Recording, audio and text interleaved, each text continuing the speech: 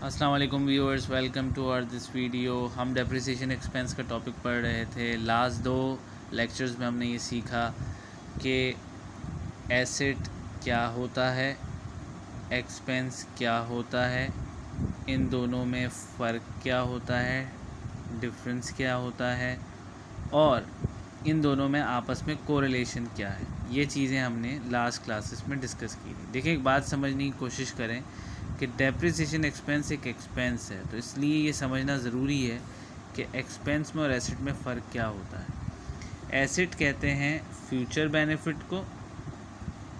Anything that gives you benefit, economic benefit in future is your asset, and anything which benefit has been obtained or the benefit has lost, वो हमारा expense है।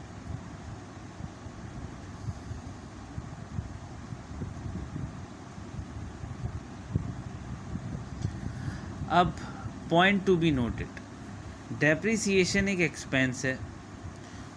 याद रहे कि asset जब भी अपनी वैल्यू को लूज़ करता है, एसेट जब भी अपनी वैल्यू को लूज़ करता है या अपनी लाइफ को, उसकी लाइफ ख़त्म होती है, तो वो एक्सपेंस में कन्वर्ट हो जाती है।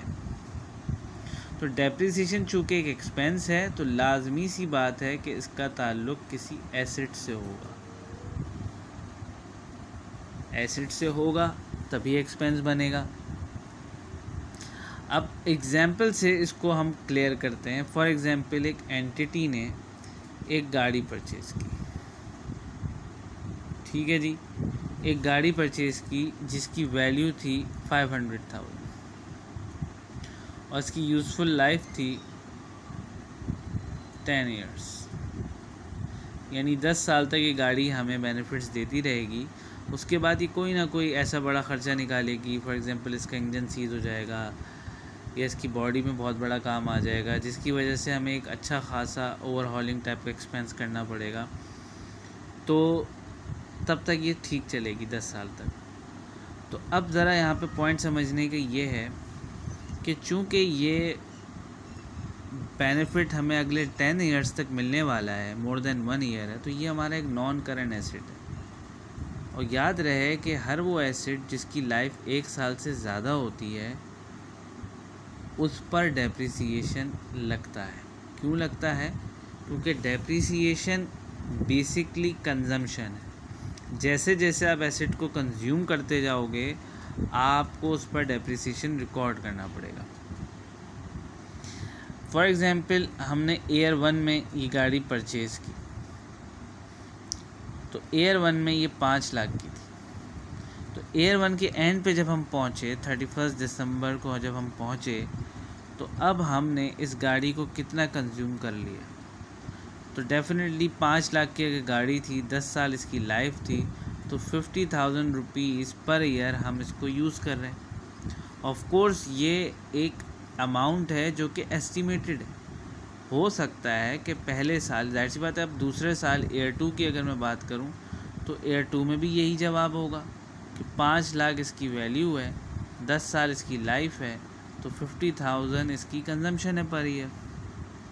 और इसी तरीके से ये 50,000 50,000 50,000 10 ईयर्स तक ये पूरा कंज्यूम हो जाएगा, यानी कि 50,000 इंटू 10 ईयर्स, ये पूरा 5 लाख बन जाएगा। इसका मतलब है ये एसेट पूरा का पूरा एक्सपेंस में कन्वर्ट हो जाएगा।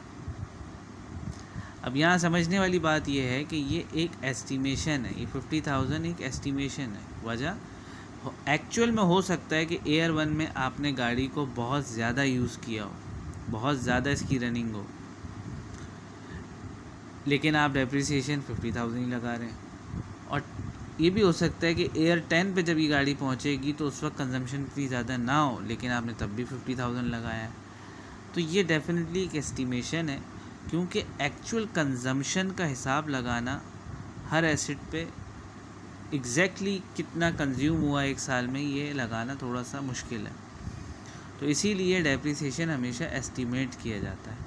और याद रहे कि जो चीज़ एस्टिमेट की जाती है उसका एक मेथड नहीं होता, उसके वेरियस मेथड्स होते हैं, क्योंकि estimation can be calculated through different methods. तो अब नेक्स्ट वीडियो में हम ये पढ़ेंगे कि इस डेप्रिसिएशन एक्सपेंस को कैलकुलेट करने के मेथड्स क्या होते हैं।